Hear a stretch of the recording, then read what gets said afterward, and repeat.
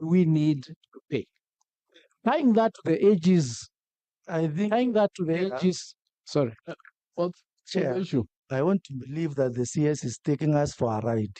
Because you are out of order, Honorable Taitumu. Not out of order. You're out of order completely. We operate on standing orders.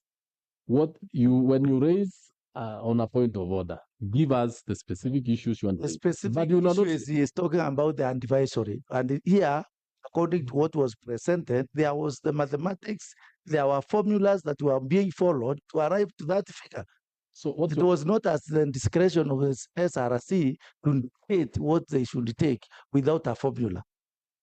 And I think you're talking the same. The question here, members, and I want us to agree, what the CS is saying on what you are saying is true. It is SRC who has faulted everybody here. And that's why we shall have a date with them. It is not even the CS. If SRC gave us a figure of 624, and then they went through verification, they gave us a figure of 7.9. Which SRC gave 624, which SRC is giving 7.9.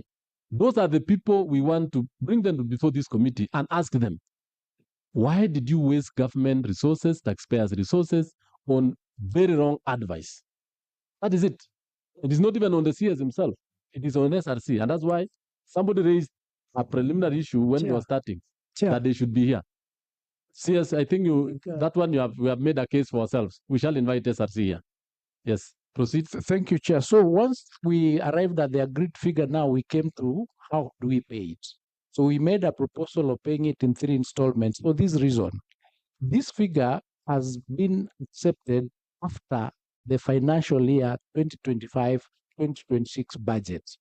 So it was not in the budget of 2025-2026 because it was not agreed during the budget making process. And members, you are aware, the budget making process for 2025-2026 concludes, I think, on February or something like that. So as at the time we are getting this information, the budget is already concluded. So the only fault that we can be given is that we have not factored it in the financial year 2026-2027, because now we have it as a payment that we have to do. And that's why we are saying, let's pay this in 2 installments, one of 3.85 during the supplementary budget, because this is an amount that will be sort of reallocated from our own budget for 2025-2026, which has already been programmed for other programs. So that if we are forced to pay 7 billion, other programs that were budgeted for 2025-2026 will fail. The balance of 3.85 will be factored into the budget of 2026-2027, together with the 2.73, which has already been factored in, and that math has been done, and we are comfortable that we'll be able to meet the 3.85 and the 2.73 in the financial year 2026-2027. Maybe pause there. Yes. The SG sympathized with you. Yes. And said 2026, 2027 will be overcrowded. Is it true? Are you able to handle it comfortably? Yes, the 50%, yes, we've already, in fact, we had a meeting this morning and we've done the math. Thank you. If that's accepted, to be able to be handled. So SG, he's not overcrowded. You want to ask something? I just want to ask something. Yes. Let the overcrowding not make us give us unreasonable offer for 2025, 2029. Thank you. And I think he has made a commitment, yes. I think you are very good on that, yes. CS, proceed. I think I've answered the question of the member from CIR. That is the reason why we had not factored it into the financial year 25-26 is because it wasn't ready. Once we now have it, that's why we are saying accept 50% now. The other 50% will factor it into the financial year 2026-2027.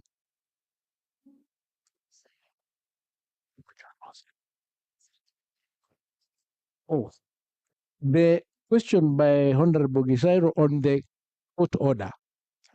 Once we received the directive from the AG, it is not like we disobeyed it. We wanted to find out what is the actual amount payable, because now the case had come to a conclusion. And that is what this period within which we were trying to find out what is the actual figure so that we can pay that figure. Similarly, when the strike notice was issued and the employment court interdicted the strike, the unions were under an obligation to obey those court orders. So we can't choose court orders that we obey and others we do not obey on both sides. On both sides. So we are trying to obey that court order of paying 7.9 and giving a proposal on how that payment is being done. So we are not disobeying it at all. As to whether it's a pending bill, and I think my colleague touched on it, this is a historical date of 2017, 2021. In fact, there's another question that we need to address our minds to. Can the unions declare a dispute on a pending bill when we are in our current CBA? Is this not an amount that is supposed to be executed for? So we have issues here that all of us have to be alive to the situation and say, how do we resolve this problem comfortably and amicably? And we've demonstrated when we came in the 2021-2025 CBA had issues, and we met with these teams and we got a solution for it. We are up to date currently. That shows that this particular administration has no interest in kicking down hand. We want to solve this problem, and we're giving proposals that we know that we will deliver. Thank you. Thank you, CS. I think since you took up the helm of the education, you actually have shown commitment. Last CBA, you have honored. Now, we want to see how you'll honor it. There was an issue of disrespect to the advisory. Have you answered that?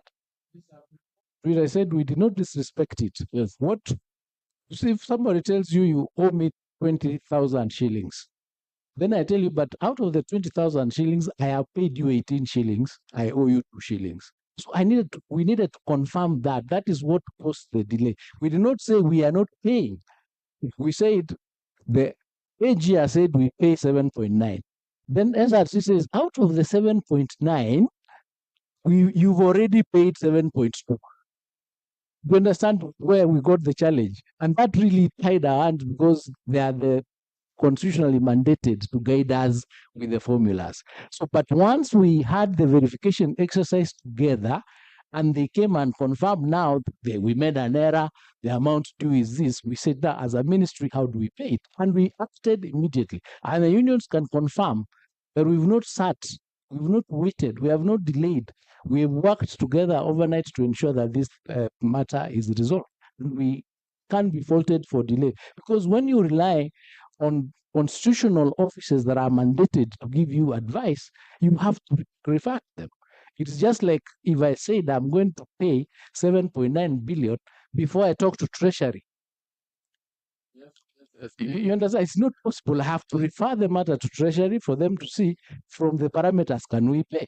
And once we are agreed and we are consulting, then we say this we can do. Thank you.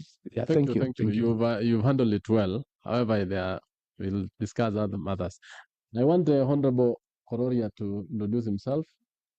And then we go to the universities. There was something pending on how will you cover up the time if the unions are going to. Let's introduce yourself. Thank you, Chair. My name is Elijah Njoroge Kororia, MP for Ogatono North Constituency, member of this committee. Thank you. Thank you. Yes. Questions to the universities? Thank you very much, Honorable Chair and Honorable members. The greatest interest and stakeholders in all the proceedings we are having are our university students. Honorable Chair, they have, as at today, missed 7 weeks of lectures not being taught because of this strike. What are we going to do with the students once agreed? That is why, Honorable Chair, we made a prayer to this Honorable Committee. And one Honorable Member prayed that we come out with a solution. And as we leave this chamber, the students can be sure that tomorrow they will be receiving lectures. What happens once the parties have agreed and our partners, the unions, have called off the strike? Then university senates will meet. Every university has a university senate, and each university will look at how much has been lost and come up with a formula on how to address the lost time. This formula may include stretching the semester to go longer than when they were to complete the semester in December. They may have to extend the semester by the week lost. They may be, in some cases, be able to do a makeup, but now 7 weeks is a big challenge on how you can make up 50% of the semester. But the individual university senates, once we agree and the strike is called off, they have always worked, met, and each one of them, together with the student leaders, come up with a proper formula on how to mitigate the lost time. Thank you, Chair. So it's not something we can say this is what will be done now, but we can assure this Honorable House that the university senates will be able to meet with all leaders and student leaders and come up with an amicable solution on how to make up for the lost time. And that's the more that if we agree now, we shall be having a lesser problem. But if they keep outside, it can then even lead to losing now the entire semester. But you need to note that it will not be at any cost of the parent or the student. It will be at the same cost. Is it? Is that okay? Honorable Chair, we never get the students to pay more fees or anything. It's only to adjust the time on what they are supposed to do. But we never demand for any extra payment in terms of fees or anything. But of course, there are other expenditures, like if they are staying in private accommodation, they are paying house rent. But those staying within university hostels, we never charge them anything, even when the semester is extended. Thank you, Chair. Thank you. Members, we need to come back. And I think in our preliminaries, Honorable McLeod talked of prayers and going into a room. This is a room where we are in Honorable SG and the unions. This meeting is actually going to be a meeting where parents, students, and the Kenyans are watching us. The issue of contention is 7.9. We have agreed. Government is saying you are paying 7.9. The unions know that 7.9 will be paid. The issue is on how. The government has given in on the 3-phase to 2-phase. The issue raised by the SG on behalf of the other unions was, if it is pushed to 2026, it will be overcrowded. It will actually put pressure on government not to honor the other promises. The CS National Treasury and the CS Basic Education has agreed that they are not under any pressure. They will meet all the obligations of 2.76. Even other commitments will come by. They'll be able to honor them. So if that is the case, if that was the fears of the union, don't you think, therefore, if they have given you 3.85 billion, and they are agreeing to finish it in the next phase, and they are not under any pressure, and for the sake of our children, the country, and all of us, that we actually come to an amicable solution, and you go now to write a return to work formula because you cannot write here. CS. I think just before you conclude, Yes. if that proposal was to be accepted, the difference between the first payment and the second payment is slightly over 6 months. Because once we agree, we pay probably at the end of this month or in December, then the next payment is the financial year 26-27. That difference is not very many days, bearing in mind that this is something that has been outstanding between 2017 2021, when none of us who are paying part and parcel of that problem. So these are things I think we need to look at. Yes. I want you to know that the government is in perpetuity. So you are there. But what about the students? No, the students that we have who are suffering right now were not there in 2021, 2025. So this is something that should be used to mitigate this fact. As we have said, we will resolve these issues. And I agree with the SG that once we resolve this matter, we do not want to go for another strike until 2030. us. Because we want to resolve all these issues once and for all, put them down, and we deal with them, not trying to push them under the carpet. So we are determined. And that's why we are saying the best solution is accept 50% now, go back to class, the students continue, as we resolve any other, the 2025, 2029, once we agreed, we factor it in, we move on like that. This is our plea. This is our plea. And Chair, it's not all the universities that are on strike. We have 12 universities that are on strike.